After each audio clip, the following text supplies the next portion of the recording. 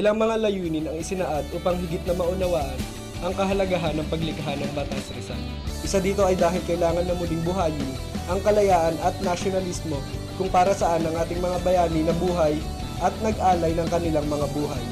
Sa tulong ng batas na ito, mapapaalala sa bawat mamamayang Pilipino ang mga dugot pawis na inialay ng ating mga bayani na maaaring maging inspirasyon sa bawat isa sa pagtulong sa pagpapatayo ng isang bansang matagumpay. Pangalawa, ito ay upang bigyang parangal ang ating pambansang bayani na si Dr. Jose P. Rizal at ipaalala sa mga mamamayang Pilipino ang kanyang mga nagawa at maipaglaban para sa kalayaan ng sariling bayan.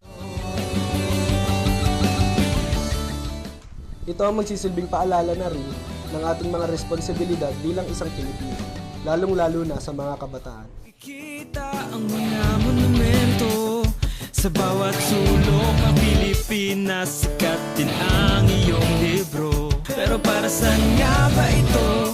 Para lang ba sa pag-aliw ng mga Pilipino? Pangatlo, ito ay upang magsilbing inspirasyon sa mga kabataang Pilipino kung saan sila ay nasa level pa lamang ng paglilinang ng kanilang mga isipan at ayon sa ating mga bayani, ang pag-asa ng bayan.